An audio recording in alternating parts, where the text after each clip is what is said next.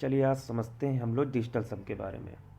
Digital सम का मतलब हो गया है एक प्रकार से अंकीय योग। अंकीय योग कैसे हो गया?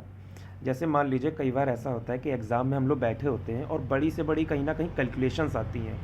कैलकुलेशन जैसे सपोज़ कहीं पर हमको मल्टीप्लाई करके आंसर अपना बताना होता है। जैसे मान लीजिए कोई हम एग्ज़ाम्पल लेते हैं एक पल के लिए, कोई एग्जांपल लेते हैं, मान लीजिए कोई हम संख्याएं लेते हैं। संख्याएं कैसी ले सकते हैं? चलिए हम दो अंक लेते हैं कोई ना कोई, जैसे मान लीजिए 17, 18, 19। मान लीजिए मैं ले लेता हूँ 23 ले लेता हूँ। मल्टीप्लाई करता हूँ मैं, मान लीजिए कोई और संख्या से, कोई संख्या ले लेता हूँ 43 ले ले रहा हूँ। ओके, अगर हम इनको मल्टीप्लाई करके देखें तो एक्चुअल में क्या आएगा? तो जब हम मल्टीप्लाई करेंगे 23 और 43 को, 23 एंड 43 को जब मल्टीप्लाई करेंगे तो क्या आएगा? तो मल्टीप्लाई कैसे करनी है? पहले इकाई अंक को इकाई से गुणा करते हैं, तो 3 तियाँ 9। अब इसके बाद हम क्रॉस मल्टीप्लाई करते हैं, जैसे 4 तियाँ 12 और 2 तियाँ 6। तो 12 और 6 को जोड़ देंगे तो 12 6 18 हो जाएगा। तो 18 का 8 लिखेंगे, कैरी हमारा कितना बचा? 1। अब इसके बाद लास्ट की जो संख्या रहेगी इनको आपस में गुणा कर लेते हैं। जैसे हमारे पास 4 और 2 है तो 4 2 जा 8, और इसमें एक कैरी को ऐड कर देंगे, तो 4 दूनी 8 और 1 9। तो हो गया मल्टीप्लाई हमारे पास कितना? 989।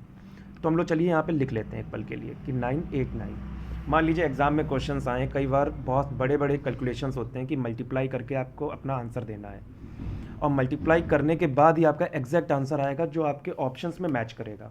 तो ऐसे केसेस में आपको अपना टाइम बचाना है, आप कैसे इसका यूज़ कर सकते हैं। तो ध्यान दीजिएगा, आपके सामने हमने एक एग्जांपल लिया है, तो इसको अगर हम देखना चाहें, चेक करना चाहें, तो हम कैसे चेक करेंगे? ध्यान दीजिएगा, अगर मैं इनके सभी अंकों को जोड़ दूँ आपस में, जैसे 3 में 2 ऐड किया तो हमारे पास कितना हुआ?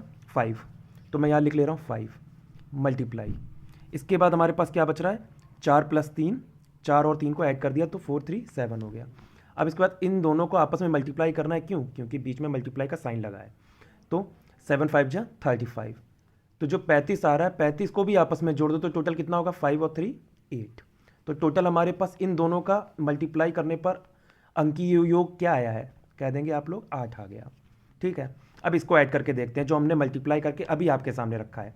तो देखिए 9 और 9 18, 18 में 8 जोड़ेंगे तो कितना होगा? 26। 26 का मतलब 6 2 8। देखिए ज़रा, नंबर बनाने वाले ने कितना कमाल की चीज़ बनाई है कि देखिए सेम टू सेम कॉपी हो रहा है।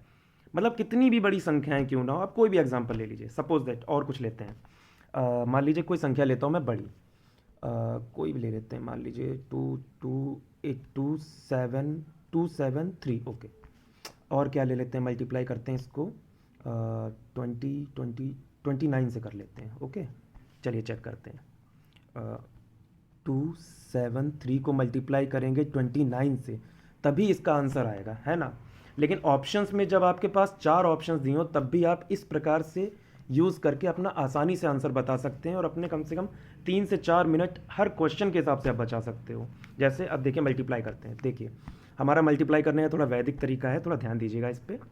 जैसे देखिए पहले इकाई के अंक को इकाई से गुणा करते हैं, 9 तियाँ 27, 7 आया, कैरी कितना बचा? 2। अब देखिए इन दोनों को आपस में क्रॉस मल्टीप्लाई करके ऐड कर दो, जैसे क्या हो गया हमारा? 2 तियाँ 6 और 9 सत्ते 63, 9 7 जा 63। 63 में 6 जोड़ दिया तो कितना होगा टोटल हमारे पास? 69, और 69 में इस कैरी को ऐड कर दो तो 71। अब कैरी कितना बच गया? 7। अब देखिए इधर से मल्टीप्लाई कीजिए, कैसे? देखिए हमने क्रॉस मल्टीप्लाई किया था, इसी प्रकार से इन दोनों संख्याओं को इन दोनों से क्रॉस मल्टीप्लाई कर दो। कैसे? 9 2 जा 18, 9 2 जा 18 और 2 7 जा 14। इन दोनों को आपस में ऐड कर लो। आपस में ऐड करने पर ये भी कैरी ऐड कर देना। क्या हो गया हमारे पास? 18 में जब आप 14 को जब ऐड करोगे तो मेरे पास बचेगा 32, और 32 में 7 ऐड कर दिया तो कितना हो गया? 39। 39 का 9 उतार लीजिए और 3 कैरी रोक लीजिए। 2 दूनी 4, 4 में 3 जोड़ा, हमारे पास कितना हो गया? 7। तो मल्टीप्लाई करने पर हमारे पास एग्जैक्ट कितना आना चाहिए? 7917। तो हम लिख लेते हैं यहाँ पे 7917। आप कैलकुलेटर का भी यूज़ कर सकते हो, आपके ऊपर डिपेंड करता है कि आप अपने ऊपर मतलब एक्सपेरिमेंट करना चाहो तो आप कर सकते हो। चलिए हम लोग ऐड करके देखते हैं। अब देखिए 2 में 7 जोड़ा 9, 9 में 3 जोड़ा 12, 12 का मतलब है 1 और 2 3 हो गया।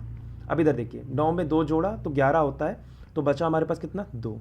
अब इन दोनों की आपस में मल्टीप्लाई कीजिए, क्योंकि बीच में मल्टीप्लाई का साइन लगा हुआ है, तो 3 2 जा 6। तो हमारे पास इसका अंकीय योग कितना आया? टोटल 6। तो इसका भी 6 आना चाहिए। तो देखिए कैसे आएगा?